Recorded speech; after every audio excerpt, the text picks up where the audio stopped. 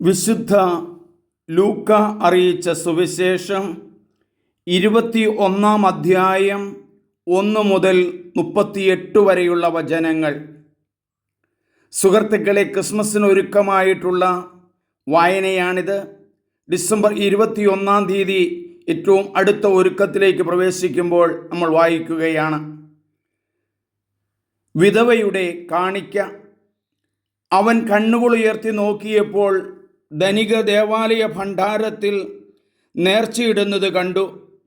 ദരിദ്രയായ ഒരു വിധവ 2 ചെമ്പുതൊട്ടുകൾ ഇടുന്നതും അവൻ കണ്ടു.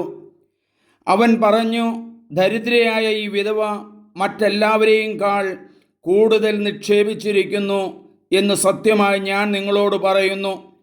എന്തെന്നാൽ അവരെല്ലാവരും തങ്ങളുടെ സമൃദ്ധിയിൽ നിന്ന് സംഭാവന ചെയ്തു. ഇവളാകട്ടെ തൻ്റെ ദാരിദ്ര്യത്തിൽ നിന്ന് ഉപജീവനത്തിനുള്ള വക മുഴുവനും നിക്ഷേപിച്ചിരിക്കുന്നു. ദേവാലയത്തിൻ്റെ നാശത്തെക്കുറിച്ച് ചില ആളുകൾ ദേവാലയത്തെപ്പറ്റി അത് വിലയേറിയ കല്ലുകളാലും കാണിക്ക വസ്തുക്കളാലും അലങ്കരിക്കപ്പെട്ടിരിക്കുന്നല്ലോ എന്ന് പറഞ്ഞു. അവൻ അവരോട് പറഞ്ഞു, നിങ്ങൾ കാണുന്നവ കല്ലിന്മേൽ കല്ലു ശേഷിക്കാതെ തകർക്കപ്പെടുന്ന സമയം വരുന്നു. ക്ലേശങ്ങളുടെ ആരംഭം. അവൻ ചോദിച്ചു, ഗുരു, ഇത് എപ്പോഴാണ് സംഭവിക്കുക? ഇതെല്ലാം സംഭവിക്കാൻ തുടങ്ങുന്നതിൻ്റെ അടയാളം എന്താണ്? അവൻ പറഞ്ഞു, ആരും നിങ്ങളെ വഴിതെറ്റിക്കാതിരിക്കാൻ സൂക്ഷിച്ചുകൊള്ളുവിൻ. എന്തെന്നാൽ പലരും അവൻ ഞാനാണ് എന്നും സമയമടുത്തു എന്നും പറഞ്ഞുകൊണ്ട് എൻ്റെ നാമത്തിൽ വരും. നിങ്ങൾ അവരുടെ പിന്നാലെ പോകരുത്. യുദ്ധങ്ങളെയും കലഹങ്ങളെയും കുറിച്ച് നിങ്ങൾ കേൾക്കുമ്പോൾ നിങ്ങൾ ഭയപ്പെടരുത്. ഇവയെല്ലാം ആദ്യം സംഭവിക്കേണ്ടതാണ്, എന്നാൽ അവസാനം ഇനിയും ആയിട്ടില്ല. അവൻ തുടർന്നു, ജനം ജനത്തിനെതിരായും രാജ്യം രാജ്യത്തിനെതിരായും തല ഉയർത്തും. വലിയ ഭൂകമ്പങ്ങളും പല സ്ഥലങ്ങളിലും ക്ഷാമവും പകർച്ചവ്യാധികളും ഉണ്ടാകും. ഭീകര സംഭവങ്ങളും ആകാശത്തിൽ നിന്ന് വലിയ അടയാളങ്ങളും ഉണ്ടാകും. ഇവയെല്ലാം മുമ്പ് അവർ നിങ്ങളെ പിടികൂടുകയും നിങ്ങളെ പീഡിപ്പിക്കുകയും അവർ അവരുടെ സിനഗോഗുകളിലും കാരാഗൃഹങ്ങളിലും നിങ്ങളെ ഏൽപ്പിച്ചു കൊടുക്കും. എൻ്റെ നാമത്തെ പ്രതി രാജാക്കന്മാരുടെയും ദേശാധിപതികളുടെയും മുമ്പിൽ അവർ നിങ്ങളെ കൊണ്ടുചെല്ലും. നിങ്ങൾക്ക് ഇത് സാക്ഷ്യം നൽകുന്നതിനുള്ള അവസരമായിരിക്കും. എന്ത് ഉത്തരം പറയണമെന്ന് നേരത്തെ ആലോചിക്കേണ്ടതില്ലെന്ന് മനസ്സിലാക്കിക്കൊള്ളുവിൻ. എന്തെന്നാൽ നിങ്ങളുടെ എതിരാളിയിൽ ആർക്കും ചെറുത്തു നിൽക്കാനോ എതിർക്കാനോ കഴിയാത്ത വാക്ചാതുര്യവും ജ്ഞാനവും നിങ്ങൾക്ക് ഞാൻ നൽകും.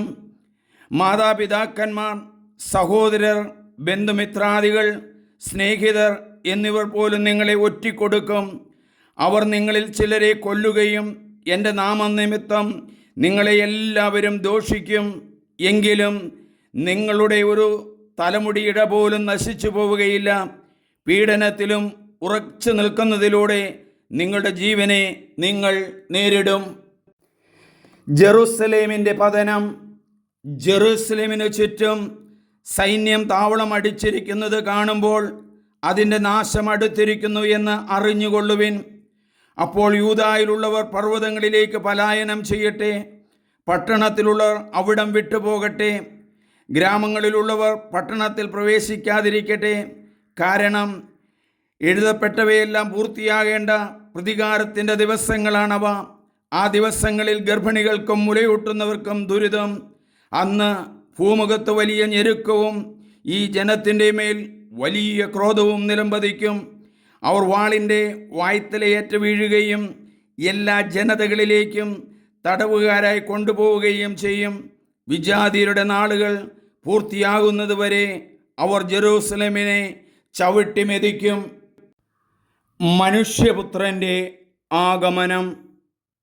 സൂര്യനിലും ചന്ദ്രനിലും നക്ഷത്രങ്ങളിലും അടയാളങ്ങൾ പ്രത്യക്ഷപ്പെടും. കടലിൻ്റെയും തിരമാലകളുടെയും ഇരമ്പൽ ജനപദങ്ങളിൽ സംഭ്രമമുളവാക്കും. സംഭവിക്കാൻ പോകുന്നവയെ ഓർത്തുള്ള ഭയവും ആകുലതയും കൊണ്ട് ഭൂവാസികൾ അസ്തപ്രജ്ഞരാകും. ആകാശശക്തികൾ ഇളകും. അപ്പോൾ മനുഷ്യപുത്രൻ ശക്തിയോടും വലിയ മഹത്വത്തോടും കൂടെ മേഘങ്ങളിൽ വരുന്നത് അവർ കാണും. ഇവ സംഭവിക്കാൻ തുടങ്ങുമ്പോൾ നിങ്ങൾ ശിരസ്സുയർത്തി നിൽക്കുവിൻ, എന്തെന്നാൽ നിങ്ങളുടെ വിമോചനം സമീപിച്ചിരിക്കുന്നു. ഒരു ഉപമയും അവൻ അവരോട് പറഞ്ഞു. അത്തിമരത്തെയും മറ്റു മരങ്ങളെയും നോക്കുക. അവ തളിർക്കുമ്പോൾ വേനൽക്കാലം അടുത്തിരിക്കുന്നു എന്ന് നിങ്ങൾ പറയുന്നു. അതുപോലെ ഇക്കാര്യങ്ങൾ സംഭവിക്കുന്നത് കാണുമ്പോൾ ദൈവരാജ്യം സമീപിച്ചിരിക്കുന്നു എന്ന് മനസ്സിലാക്കിക്കൊള്ളുവിൻ. സത്യമായി ഞാൻ നിങ്ങളോട് പറയുന്നു, എല്ലാം സംഭവിക്കുന്നത് വരെ ഈ തലമുറ കടന്നു പോവുകയില്ല. ആകാശവും ഭൂമിയും കടന്നു പോകും, എന്നാൽ എൻ്റെ വാക്കുകൾ കടന്നു പോവുകയില്ല. ജാഗരൂകരായിരിക്കുവിൻ. സുഖലോലുപത, മദ്യാസക്തി, ജീവിത വ്യഗ്രത എന്നിവയാൽ നിങ്ങളുടെ മനസ്സ് ദുർബലമാവുകയും ആ ദിവസം ഒരു കെണി പോലെ പെട്ടെന്ന് നിങ്ങളുടെ മേൽ വന്നു വീഴുകയും ചെയ്യാതിരിക്കുവാൻ ശ്രദ്ധിക്കുവിൻ. എന്തെന്നാൽ ഭൂമുഖത്ത് ജീവിക്കുന്ന എല്ലാവരുടെയും മേൽ അത് നിപതിക്കും. സംഭവിക്കാനിരിക്കുന്നവ ഇവയിൽ നിന്നെല്ലാം രക്ഷപ്പെട്ട് മനുഷ്യപുത്രൻ്റെ മുമ്പിൽ പ്രത്യക്ഷപ്പെടാൻ വേണ്ട കരുത്തു ലഭിക്കാൻ സദാ പ്രാർത്ഥിച്ചുകൊണ്ട് ജാഗരൂകരായിരിക്കുവിൻ. എല്ലാ ദിവസവും അവൻ ദേവാലയത്തിൽ പഠിപ്പിച്ചു കൊണ്ടിരുന്നു.